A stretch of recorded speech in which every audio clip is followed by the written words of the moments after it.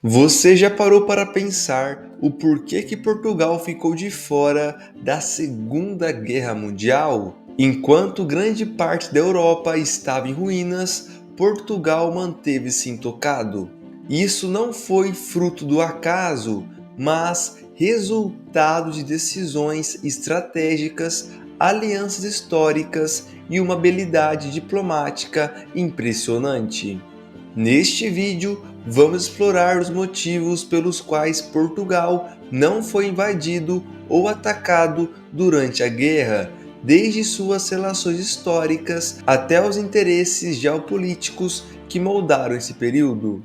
Antes de entendermos por que Portugal não foi atacado na Segunda Guerra Mundial, precisamos voltar um pouco no tempo e olhar para a posição do país na Primeira Guerra Mundial. Durante aquele conflito, Portugal tomou parte do lado dos aliados, o que teve grande impacto nas decisões políticas futuras do país. O desejo de evitar outra participação direta em uma guerra global estava profundamente enraizado na política portuguesa.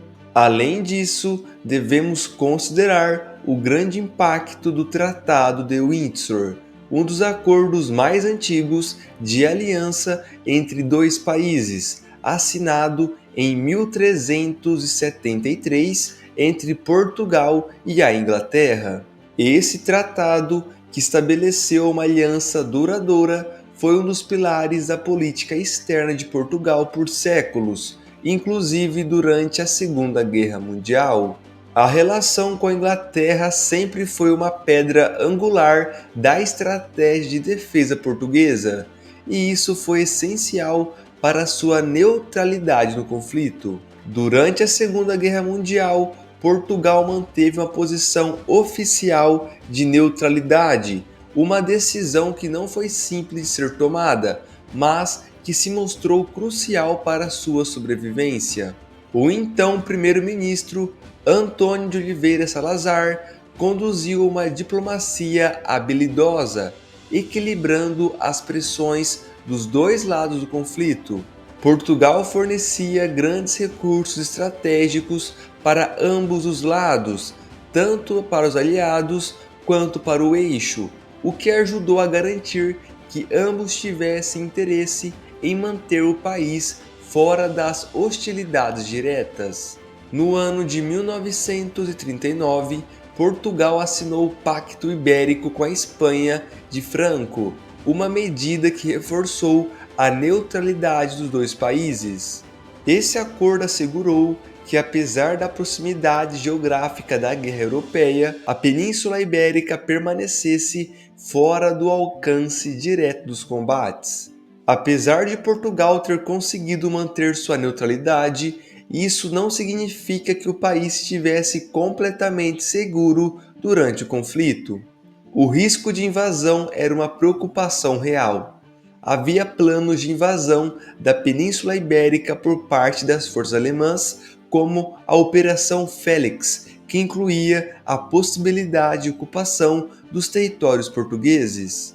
Contudo, esses planos nunca se concretizaram, em parte devido a outras prioridades estratégicas de Hitler e ao fato de que Portugal conseguia se manter útil para ambos os lados da guerra. Outro fator crucial foi a localização estratégica dos Açores, um arquipélago português no Atlântico. Embora Salazar tenha resistido à pressão para ceder território, ele permitiu que a partir de 1943 as forças aliadas utilizassem as bases aéreas nos Açores, algo vital para as operações militares contra os submarinos alemães no Atlântico. Esse foi um movimento inteligente que manteve Portugal seguro e, ao mesmo tempo, fortaleceu sua relação com os aliados. Um dos aspectos frequentemente esquecidos sobre a neutralidade de Portugal é a sua capacidade de acolher refugiados durante a guerra. O país se tornou um ponto de passagem crucial para muitos que fugiam dos horrores do regime nazista e do conflito em geral. Lisboa, em particular, foi um porto seguro para milhares de judeus e outros perseguidos, que encontraram abrigo e ajuda nas mãos de cidadãos solidários. Essa postura humanitária, embora arriscada, reforçou a imagem de Portugal como um país de paz em tempos de caos, demonstrando um compromisso ético que contrastava com a realidade mais sombrias da guerra. Além das questões humanitárias, a neutralidade permitiu que Portugal se beneficiasse economicamente. O comércio com potenciais de ambos os lados do conflito não apenas trouxe riqueza, mas também garantiu que a economia portuguesa permanecesse estável em meio à turbulência global. Os portos portugueses eram utilizados para o trânsito de mercadorias e recursos essenciais, o que não apenas fortaleceu a economia, mas também garantiu que o país tivesse um papel ativo, mesmo que discreto, na dinâmica da guerra. Essa estratégia habilidosa de comércio e diplomacia ajudou a Portugal a se posicionar como um jogador relevante, mesmo sem se engajar diretamente nos combates. A decisão de manter-se neutro trouxe a Portugal vários benefícios. Primeiro, o país evitou a destruição que assolou grande parte da Europa. Suas cidades, infraestruturas e população não foram devastadas pela guerra, o que permitiu ao país continuar com uma certa estabilidade política e econômica.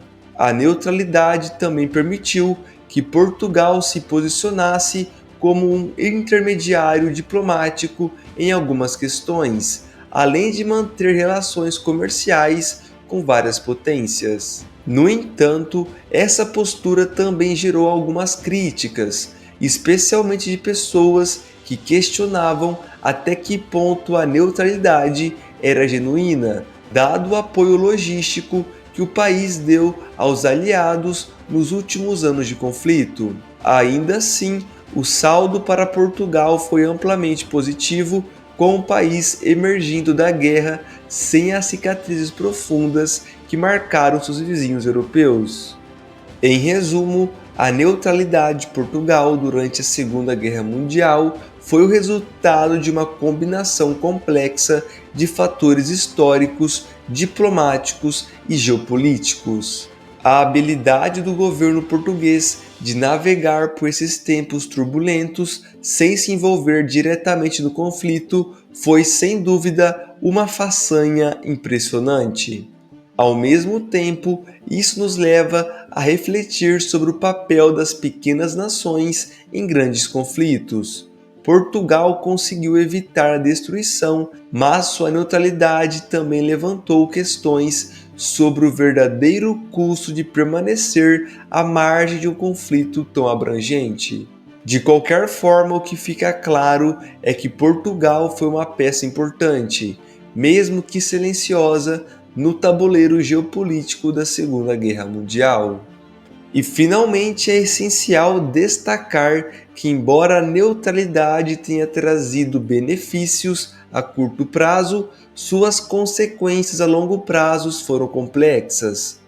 Após a guerra, Portugal enfrentou desafios internos, incluindo a necessidade de se adaptar ao novo cenário político europeu e a crescente pressão por mudanças sociais e democráticas. A ditadura de Salazar, que havia se mantido firme durante o conflito, começou a enfrentar um crescente descontentamento que culminaria em sua eventual queda em 1974. Assim, a história da neutralidade portuguesa durante a Segunda Guerra Mundial não é apenas um relato de sobrevivência, mas também um precursor das transformações políticas e sociais que viram a seguir, deixando um legado que ainda ressoa na história contemporânea do país. E bom, entusiastas, quero agora o seu comentário aí falando o que você achou desse fato de Portugal ter ficado neutro na Segunda Guerra Mundial. Também conta aí com seu like, com a sua inscrição, para assim estar nos apoiando. Tenha aí uma ótima semana e nos vemos no campo de batalha.